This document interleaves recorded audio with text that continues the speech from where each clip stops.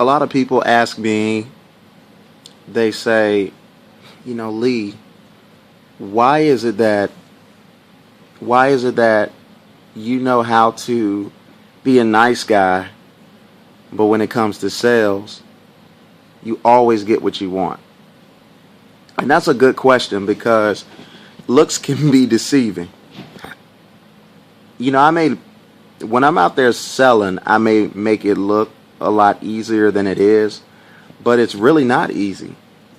The formula is easy, and I go over that about the 3 simple steps.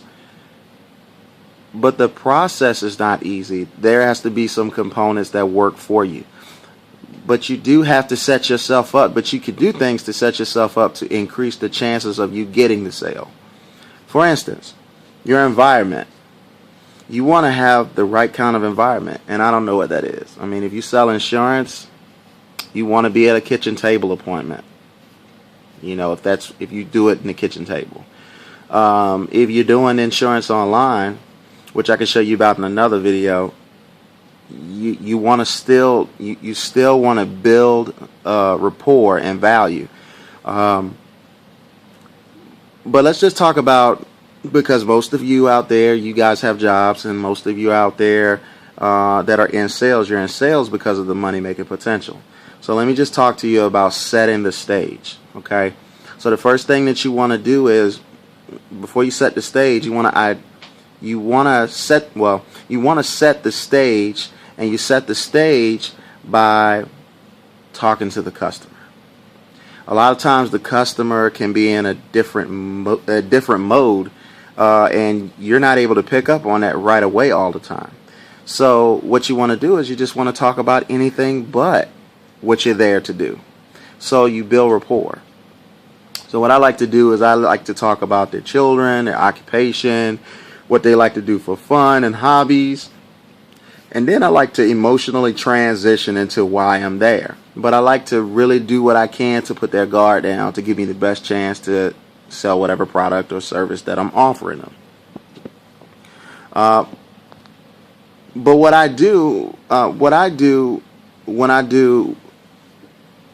I lost my train of thought. Okay, so what I do when I do an outline for them. And so what an outline is I tell them what they can expect. So I make it real clear. Now the outline can sometimes cost me the appointment going through, but I don't look at it like that. I look at me setting the stage and the expectations as a way to weed people that are not serious and that are time wasters out from the people that really want an opportunity to see what services I'm offering and really are in a position to buy. So I tell them what to expect. So as a home inspector, what I do is I always tell them, hey, listen, after I build a little rapport, I say, listen, here's what I'm going to do for you today, okay? I'm going to give you a thorough home inspection. I'm going to go up in your attic. I'm going to check around the perimeter. I'm going to go underneath your home. I'm going to take pictures, anything I see good or bad. Then what I'm going to do is I'm going to do a diagram of your home. And then once I'm finished with the diagram of your home, I'm going to sit down with you and I'm going to go over what the status of your home is. And if there are any recommendations, I'm going to be making those recommendations. Now, is there anybody here that helps you make decisions? Now, if they say, yeah, my wife, she's not here, I'll say, okay, that's fine. Typically what we like to do is we like to sit down and do that. Now, I can either do the inspection and come back, or when your wife is home, or we can go ahead and set up for another time and kill 2 birds with 1 stone. So I'm basically making sure that my time is intentional because there's no need for me to pitch anything and that the decision maker isn't around, or the person that's helping to make the decision. So with that said, I'm setting the stage. Once I set the stage, then I do exactly what I say I'm going to do. I'm doing everything to build trust. And anything that I can have an edge as far as being transparent, I'm going to do that because people that trust you and like you will buy from you. So you have to build that credibility. Once I do everything that I say I'm going to do to the T, to the letter, then what I do is I sit down with the customers. and I talk about the problems, I talk about the solutions. I do this in another video, check it out. I talk about the problems, I talk about the solutions, and I get them to buy into what the problem is. I get them to buy into what the solution is, and any proof that I can show with the problem helps me. That's why I like to take pictures. So then I get them to buy into the solution. I show them pictures of what their home's going to look like when we do the work that we do. So I keep pictures. And then to build credibility also, I always like to use testimonials, handwritten testimonials from customers. That speaks volumes. And if you have a list of customers that they can call, well then there you go. Because people buy from people that they like and people that they feel comfortable enough to trust.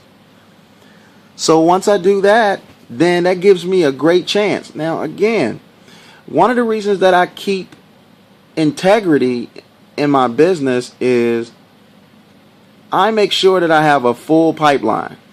It's those people that only have a few people to touch and a few people to see that really starts to compromise their character so they can make some money. But you got to have a full pipeline, because sometimes you get sales at the spot. Sometimes you get sales in the near future, and then sometimes you get sales that way down the line. But you got to make sure that each pipeline is full so you can be eating today, you can be eating next week, you can be eating next year. So you got to do those things. But I hope this helps somebody. I hope you can find value in what I'm saying. Trust me, it works for me. And if you'd like to get more tips on how to do that, or if you are transitioning like myself into working from home, we can show you 3 simple solutions to doing that from home, and I'm really excited about that, and that's why I'm blogging to you today, because I want you to take a look at the opportunity. I want you to have something now that you can use for now, but I also want to help you transition the way that I'm transitioning by working from home and understanding how to drive traffic from home. 3 simple solutions, and if you click the link below, we can help you understand what's going on with that. Take care.